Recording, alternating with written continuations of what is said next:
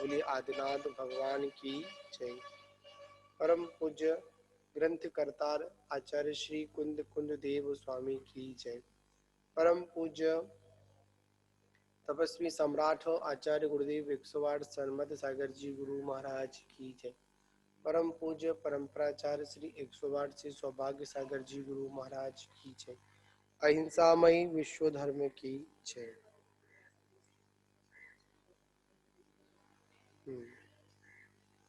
हम लोग यहाँ पर शरण कौन है संसार में, इस विषय पर हम सभी लोग चर्चा कर रहे थे। तो इसमें अरहंत सिद्ध आचार्य उपाध्याय और साधु, इनको शरणभूत बताया, क्योंकि ये आत्मा में लीन रहने का अभ्यास करते हैं। इसका अभ्यास करते हैं। आत्मा में जो अनंत हैं, जो सिद्ध हैं, वो तो आत्मा में लीन हो चुके हैं, और जो हमारे आचार्य उपाध्याय और साधु हैं, वो आत्मा में लीन होने का निरंतर अभ्यास करते हैं और अपनी आत्मा का ही अनुचिंतन करते हैं। क्या करते हैं? अपनी आत्मा का ही अनुचिंतन करते हैं। नमस्ते महाराज जी, आवाज नहीं आ रही है? आवाज नहीं आ रही? अब आ रही है आवाज? आ रही है, अभी आ रही है। तो आत्मानुचिंतन करने वाला ही जीव शरणभूत है। कहा जाता है जिसका जो व्यापार होता है, जिसका जो बिजनेस होता है, या जिसने जिस प्रकार की शिक्षा प्राप्त की है, या जिसकी जिस प्रकार से संगति है, वह उसी संगति के अनुसार हमको क्या देता है? प्रेरणा देता है, शिक्षा प्रदान करता है। क्योंकि डॉक्टर की दुकान पर जाओगे तो दवा ही मिलेगी। क्या?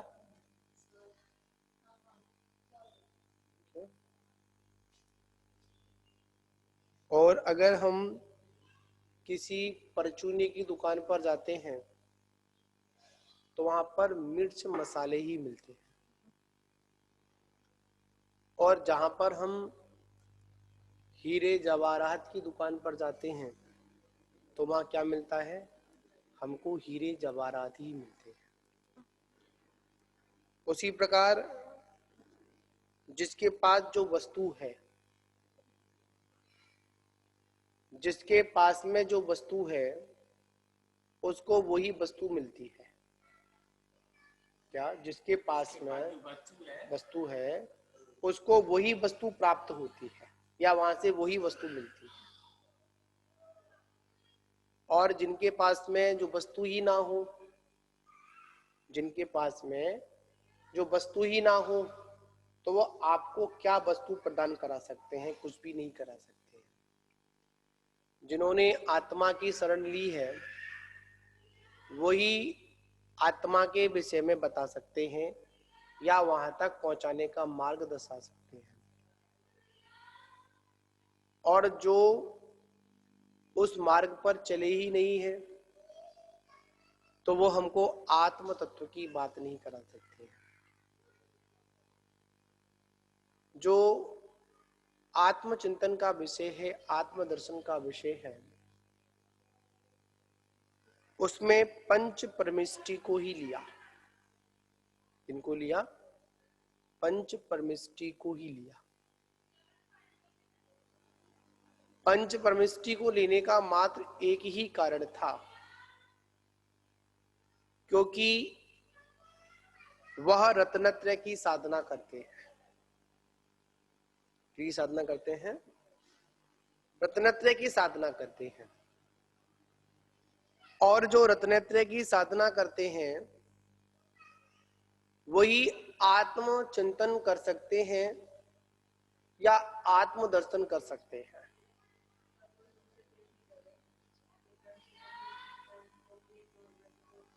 हाँ, यहाँ पर कोई पूछे आपने पंच परमिष्टि की शरण क्यों ली, तो अपन यहाँ पर ये कहेंगे पंच परमिष्टि की शरण हमने इसलिए ली है क्योंकि वो आत्मा की शरण में है।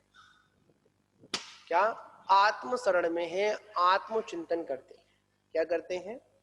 आत्म शरण में है, आत्मानुचिंतन करते हैं। और हमको भी क्या करना है? अपनी आत्मा का ही चिंतन करना है। हम जब इनके आत्मचिंतन के बारे में सुनते हैं या इनके आत्मचिंतन के बारे में जब समझते हैं तो क्या होता है? हमारे अंदर भी आत्मचिंतन करने की भावना प्रकट होती है। इसलिए आचार्य प्रवर कहते हैं हम संयमी लोगों की संगति करें, जो गुणों में श्रेष्ठ हैं उनकी संगति करें। क्यों करें? उनकी संगति से हमारे अंदर भी ऐसा भाव आता है कि मैं भी इन जैसा बनूं। कैसा भाव आता है? इन जैसा बनूं। जब आप किसी वीतरागी सर्वज्ञ प्रभु के चरणों में आते हैं, कहाँ आते हैं? वीतरागी सर्वज्ञ प्रभु के चरणों में आते हैं तो वहां पर क्या भावना होती है? मैं भी इन जैसा बनूं। इनके गुणों का ख्याल आता है। किनका ख्याल आता है? गुणों का ख्याल आता है। अब एक बात समझिए, जब हम व्यवहारता में देखा देखी जब संगति करते हैं, मंदिर आते हैं, तो मंदिर आते समय हम क्या कहते हैं? हमें पाप नहीं करना चाहिए, हमें झूठ नहीं बोलना चाहिए, हमें पाप नहीं करना चाहिए, हमें झूठ नहीं बोलना चाहिए। अनेक अनेक प्रकार की हम बातें करते हैं। चाहे हम घर में अयत्नाचारवक पूर्व प्रवृत्ति कर रही हो, क्या कर रहे हो? गृहस्थ जीवन में हम लोग अयत्नाचार पूर्वक प्रवृत्ति कर रहे हो, प्रमाद युक्त क्रिया कर रहे हो, चाहे हमारे द्वारा जाने कितनी जीवों की हिंसा वहां पर हो रही हो, जब हम मंदिर जी में प्रवेश करेंगे, जब किसी धार्मिक स्थलों पर पहुंचते हैं या किसी निर्गंत गुरु आदि की सानिध्य में पहुंचते हैं, तो वहां पर अगर हमारे पास चींटी भी आ जाती है तो हम वहां पर यत्नाचार पूर्वक प्रवृत्ति करते हैं। क्या करते हैं? यत्नाचार पूर्वक प्रवृत्ति करते हैं। चाहे हम घर की वस्तु को कैसे भी खिसका देते हो, पर मंदिर में अगर कोई वस्तु खिसका रहे हैं या किसी वस्तु को रख रहे हैं तो वहां पर हम एक समय के लिए वहां की भूमि का परीक्षण कर लेते हैं, निरीक्षण कर लेते हैं। कहीं यहाँ पर क्या नहीं है? कोई जीव आदि तो यहाँ पर नहीं है। कहीं मेरे खिसकाने से, कहीं मेरे उठाने से, कहीं में रखने से कहीं क्या ना हो जाए? इसकी विराधना ना हो जाए। क्या ना हो जाए? इसकी विराधना ना हो जाए। ऐसा क्या करते हैं? ऐसा हम यत्नाचार पूर्वक प्रवृत्ति करते हैं। क्यों करते हैं? इसका मात्र यही कारण है कि हम भगवान की शरण में आए हैं। हमारी मानसिकता क्या बन गई है? हम किसकी शरण में बैठे हैं? हम साक्षात भगवान की शरण में बैठे हैं। इसलिए मंदिरों में अधिकांश पाप करने से व्यक्ति बचता है। क्या करता है? मंदिरों में क्या करता है? पाप नहीं करता है। क्यों नहीं करता है? जो मंदिर है, अगर मंदिर की वास्तविकता में परिभाषा को समझा जाएगा तो आचार्य कहते हैं मंदिर वही है कि जो हमको मन के अंदर लेकर जाए। कहां पर लेके जाए? मन अंदर। वो क्या है? मंदिर। मंदिर शब्द कैसे बना? मंदिर क्या है? मन के अंदर जाना ही मंदिर है। मतलब मंदिर वो है कि जहां पर आकर हमारी जो हमारे अविचार है, कुविचार है, खोटे विचार है, वो यहाँ आकर कैसे होते हैं? यहाँ पर आकर वो शुद्ध होते हैं। चाहे हम बाहर कितनी भी कसाई करें, चाहे अभद्र भाषा का प्रयोग करें, पर जैसे ही हम अपने गुणों से, जो अपने से गुणों से पूज्य होते हैं या जिनको हम अपनों से गुणों से पूज्य समझ, अपने से बड़ा समझते हैं, उनके सामने ऑटोमेटिक आदर की भावना आ ही जाती है। क्या आ जाती है? आदर की भावना आ ही जाती है। तो इसलिए आचार्य क्या कर रहे हैं, हम किसकी शरण में जाएं? हम उनकी शरण में जाएं जो वास्तविकता शरणभूत है। हाँ, तो शरणभूत कौन है? अगर वास्तविकता में शरणभूत है तो वही शरणभूत है जो आत्मा में स्थिर है या आत्मचिंतन में लगे हैं। वही हमको आत्मचिंतन की प्रेरणा देंगे। कोई दूसरा हमको आत्मचिंतन की प्रेरणा देने वाला नहीं है। तो इसमें आचार्य भगवंत यहां पर कह रहे हैं,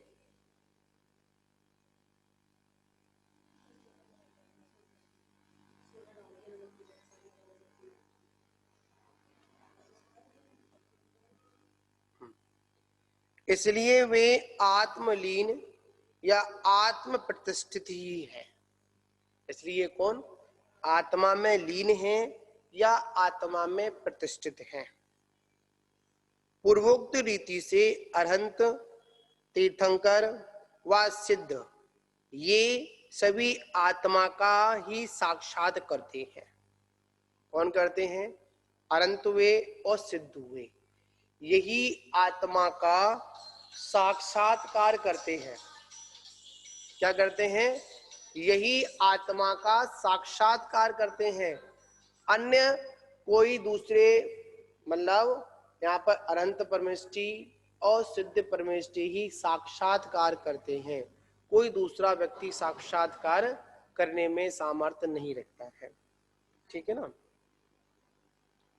अब यहाँ पर कह रहे हैं,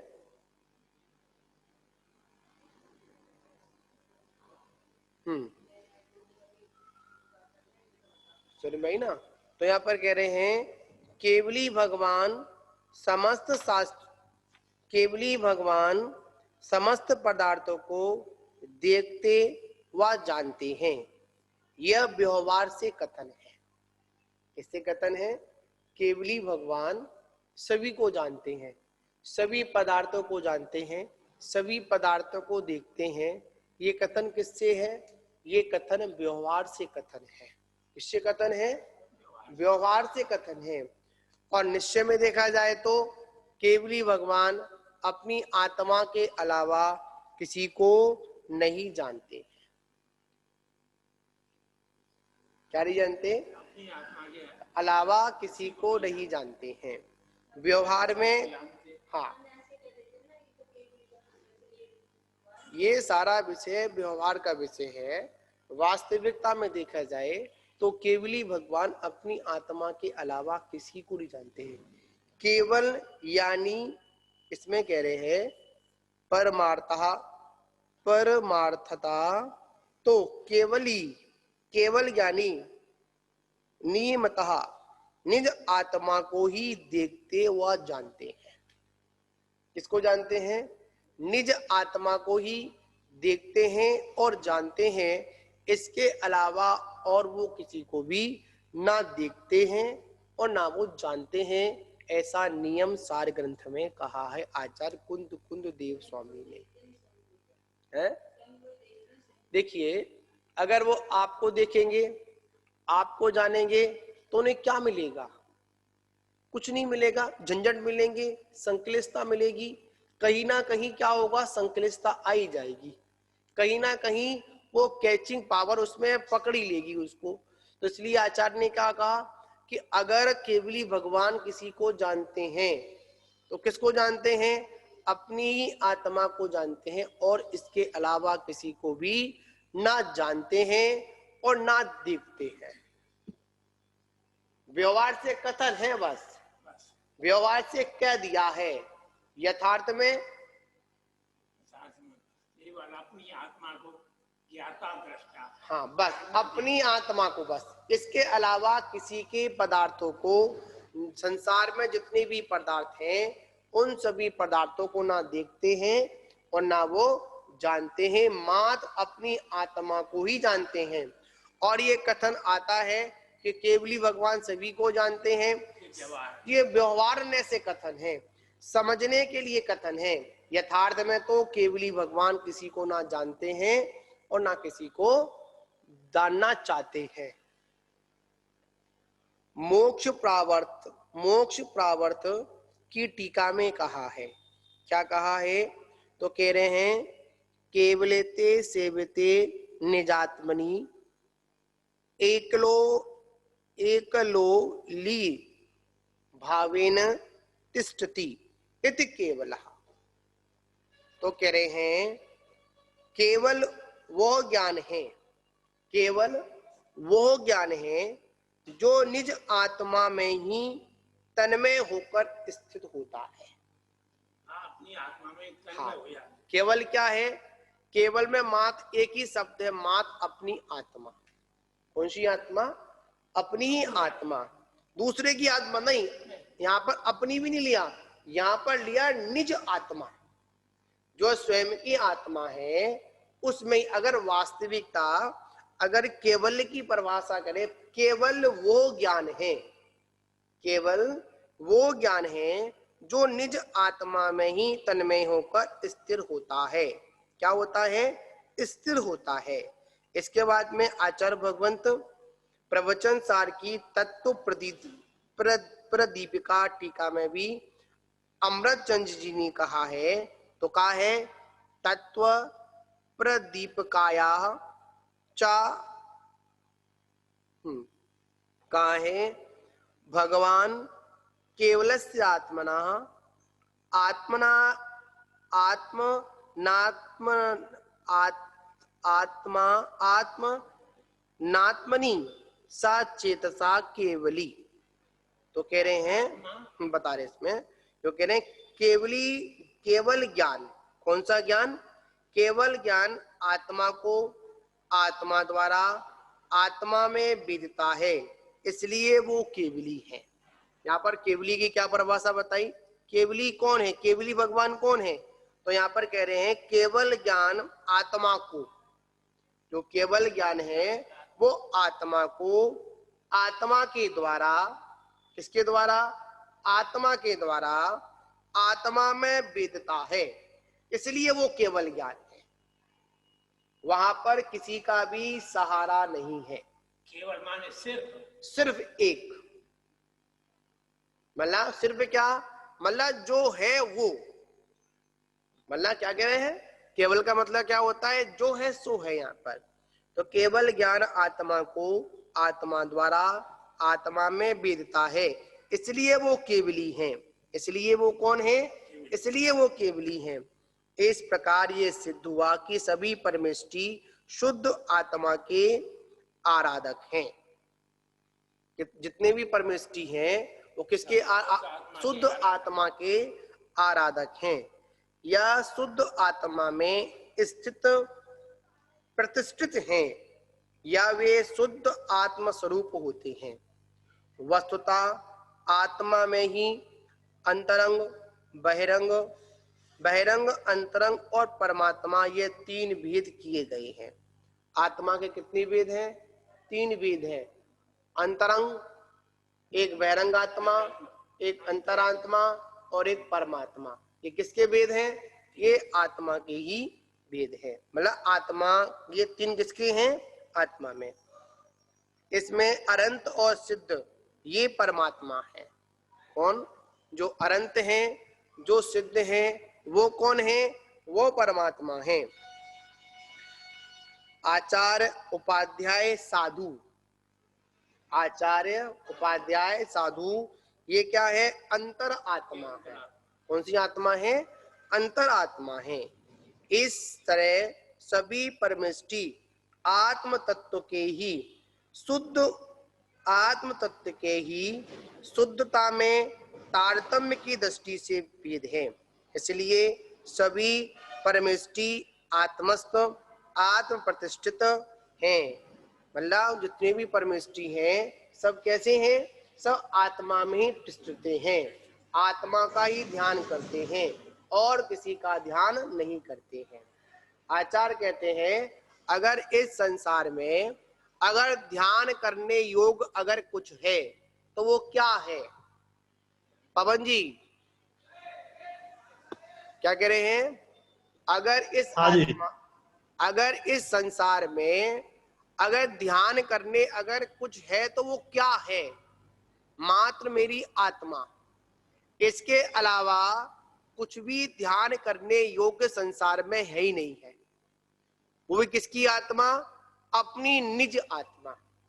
जब हम निज आत्मा का चिंतन करते हैं, जब निज आत्मा का ध्यान करते हैं तो क्या प्रकट होता है? तब वहां पर जाकर हमको एक ज्ञान प्रकट होता है। उसको क्या कहते हैं? केवल ज्ञान कहते हैं। सच्चा ज्ञान। क्या?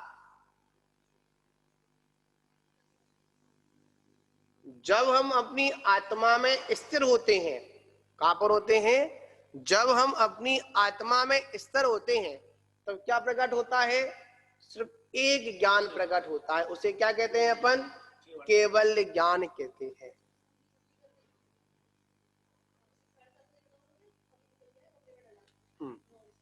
क्या कहते हैं उसको? उसको अपन केवल ज्ञान कहते हैं। उसमें कह रहे हैं तस्मात् इसी कारणों से पूर्वोक्त विचारों में परिप्रेक्ष्य में यह सिद्ध होता है खलु निश्चय से आत्मा मम शरणम। आत्मा मम शरणम मतलब आत्मा ही मेरे लिए शरण है। कौन? आत्मा ही मेरे लिए शरण है, अन्य कोई नहीं। कौन शरण है? मेरी आत्मा ही मेरे लिए शरण है। इसके अलावा और कुछ भी क्या नहीं है? मेरे लिए शरण नहीं है।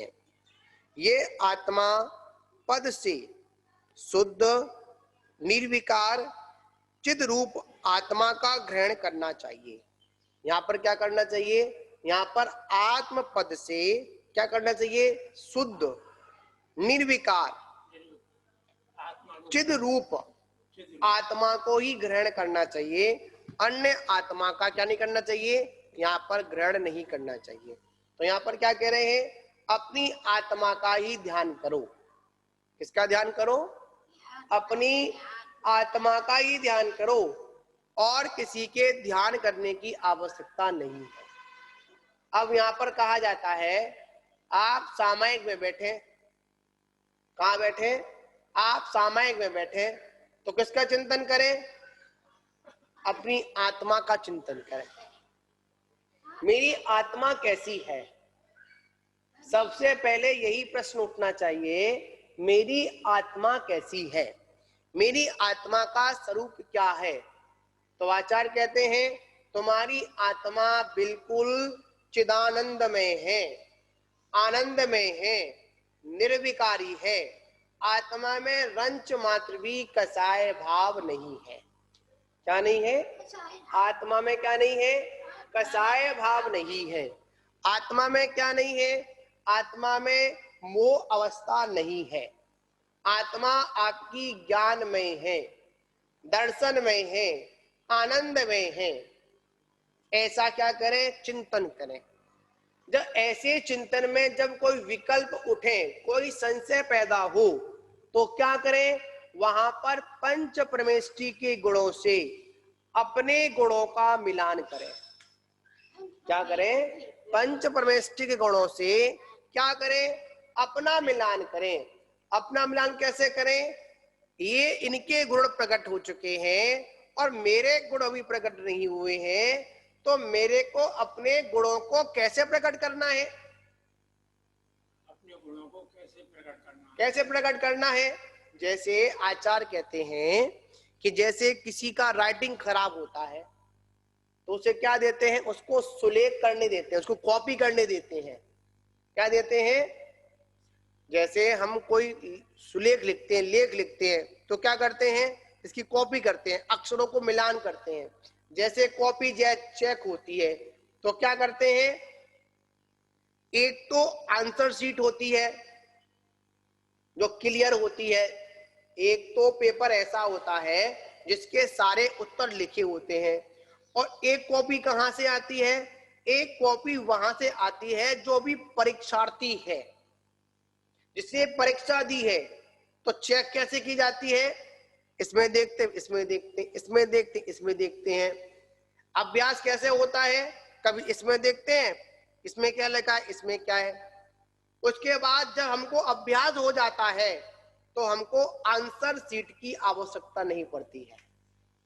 आपने अपनी कॉपी चेक की थी स्कूल में, तो 1 2 3 बार तो जहां पर वो आंसर लिखा है उसको देखकर चेक करना पड़ता था, चेक किया होगा। और जब वो हमको आंसर याद हो गया, हमारे ख्याल में हो गया, तो हमको फिर वो आंसर शीट देखने की आवश्यकता नहीं पड़ती है। क्या देखने की आवश्यकता नहीं पड़ती है? जो आंसर शीट है, क्या है? जो आंसर शीट है उसको देखने की आवश्यकता नहीं पड़ती है। फिर क्या करते हैं? इधर तुरंत चेक करते चले जाते हैं। तो शुरुआत में तो अपने गुणों को सुधार, अपने गुणों को व्यवस्थित करने के लिए, अपने गुणों को जानने के लिए गुणवान व्यक्तियों की शरण लेनी पड़ती है। किनकी? जो गुणवान हैं, जो गुणों में श्रेष्ठ हैं, ऐसे लोगों की शरण को लेना पड़ता है। और जब हमको वो याद हो जाता है, तब जब पाठ हमको याद हो जाता है तब तो क्या होता है? फिर हमको सहारा नहीं लेना पड़ता। क्या नहीं लेना पड़ता है? सहारा नहीं लेना पड़ता है। जब तक हमको पूजा याद नहीं है, क्या नहीं है? जब तक हमको पूजन याद नहीं है तब तक तो जिनवाणी का सहारा लेना पड़ेगा। क्या लेना पड़ेगा? जिनवाणी का सहारा लेना पड़ेगा। और जब हमको पूजा याद हो जाएगी तब तो हमको जिनवाणी का सहारा नहीं, अपने ही सहारे से, अपने ही उपयोग से क्या करना पड़ेगा? क्या करना पड़ेगा? अपने उपयोग को संभालकर उनका पाठ करना पड़ेगा। तो यहाँ पर आचार्य यही कह रहे हैं कि जब तक आपके गुण प्रकट नहीं होंगे तब तक आपको किनका सहारा लेना पड़ेगा? परमात्मा का सहारा लेना पड़ेगा। मतलब जो परम पद में स्थित हैं, ऐसे पंच परमेष्ठी का सहारा लेना पड़ेगा। और जब आपको वो पाठ्यक्रम याद हो जाएगा तो वहां पर किसी की भी आवश्यकता नहीं पड़ेगी। तो वहां पर क्या? आत्मा के द्वारा आत्मा का आत्मा ही वेदन करेगा। तो वो क्या प्रकट होगा? ऐसा असहा केवल ज्ञान प्रकट होगा, किसी के सहारे की आवश्यकता नहीं पड़ेगी। तो कह रहे हैं आत्मा का चिन्मय ही भाव है। आत्मा का कैसा भाव है? चिन्मय ही भाव है। कैसा भाव है? आत्मा का चिन्मय ही भाव है। और जो अन्य भाव हैं वह वास्तव में दूसरे के भाव है, इसलिए वह एक चिन्मय भाव ही ग्रहण करें, ग्रहण करने, आचरण करने योग्य है। अन्य भाव कैसे हैं? अन्य भाव त्यागने योग्य हैं। अगर इस संसार में अगर कुछ ग्रहण करने योग्य है, कौन से भाव हैं? जो आत्मा के भाव हैं वही ग्रहण करने योग्य हैं। इसके अलावा सारे भाव कैसे हैं? सारे भाव छोड़ने योग्य हैं। वस्तुतः सभी ज्ञानी साधक शुद्ध आत्मा का ही अनुभव करते हैं। किसका अनुभव करते हैं? जो ज्ञानी पुरुष हैं। किसका अनुभव करते हैं? शुद्ध आत्मा का ही अनुभव करते हैं और उसी के लिए प्रयत्नशील रहते हैं। इसके लिए यहाँ पर जो शुद्ध आत्मा का अनुभव करते, इसमें कौन आ जाएगा? इसमें अनंत और सिद्ध आ जाएंगे। और जो प्रयत्नशील है वो कौन आ जाएंगे? आचार्य, उपाध्याय और साधु आ जाएंगे। ठीक है ना? शुद्ध आत्मानुभूति के बिना अन्य किसी प्रकार से भी सिद्धि नहीं हो पाती है। क्या नहीं हो पाती है? जब तक हम अपनी आत्मा का चिंतन नहीं करेंगे, जब तक क्या नहीं होने वाली? आत्मा की सिद्धि होने वाली नहीं है। हम तो अनंत चैतन्य मूर्ति का ही निरंतर अनुभव किया करते हैं। क्या कह रहे हैं? हम तो अनंत चिन्मय मूर्ति का ही निरंतर अनुभव किया करते हैं, इसके सिवाय अन्य उपायों से साध्य की सिद्धि न होगी। मतलब अगर हम यहाँ कह रहे हैं, अगर हम ऐसा अनुभव नहीं करेंगे, अगर सिद्ध चेतन आत्मा का अनुभव नहीं करेंगे, तो हमारे कार्य की सिद्धि होने वाली नहीं है। इसलिए हे ज्ञानी, क्या करें? इसलिए हे ज्ञानी, आत्मा से अन्य कोई भी पदार्थ ऐसा नहीं है जो शरण योग्य हो। क्या कह रहे हैं? आत्मा के अलावा ऐसा कोई पदार्थ नहीं है जो शरण योग्य हो। व्यवहार ने से प्राथमिक भूमिका में पंच परमेष्टियों की शरण लेनी, मतलब पंच परमेष्टियों की शरण लेनी ही चाहिए। क्या कह रहे हैं? पंच परमेष्टि की शरण लेनी चाहिए, क्योंकि वैसा करना विषय, कसाय और दुर्ध्यान से बचने के लिए उपयोगी है। अगर क्या है, अगर हमको दुर्ध्यान से बचना तो क्या करना पड़ेगा? हमको व्यवहार में पंच परमेष्टि की शरण लेनी पड़ेगी। किंतु ऊपर की भूमिका में निश्चय का आश्रय लेने से शुद्ध आत्मा ही शरण है, अन्य कोई शरण नहीं है। शुभ उपयोग से हटकर शुद्धोपयोग का आश्रय लेने पर या जैसे जैसे निश्चय ध्यान दृढ़ होता जाता है, वैसे वैसे स्वतः ही शुभ उपयोग की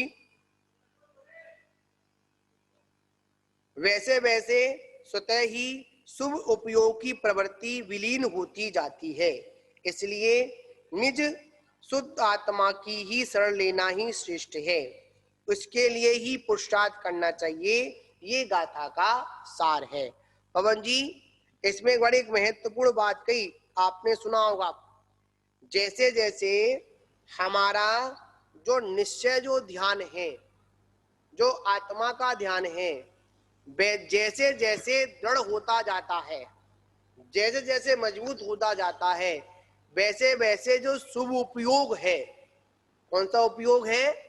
जो शुभ उपयोग की जो प्रवृत्ति है वो ऑटोमेटिक विलीन होती जाती है, करनी नहीं पड़ती है। मतलब यहाँ पर यह है, अशुभ उपयोग को तो हटाना पड़ता है, और जो शुभ उपयोग है वह जैसे ही हमारा मतलब जैसे ही हमारा निश्चय ध्यान बनता है तो क्या होता है, वैसे वैसे वो क्या होता है, वो ऑटोमेटिक जो शुभ उपयोग है वो क्या हो जाता है, विलीन हो जाता है, वहां पर करने की आवश्यकता नहीं पड़ती है। इस बात को समझना है हम लोगों को, ठीक है ना? तो यहाँ पर एक ही बात आचार्य कह रहे हैं, इस संसार में अगर कोई शरणभूत है तो वो क्या है? मेरी आत्मा। आत्मा के अलावा और कुछ भी शरणभूत नहीं है, शरण के योग्य नहीं है। ठीक है ना? आज इतना ही करते हैं। बोलिए महावीर भगवान की जय।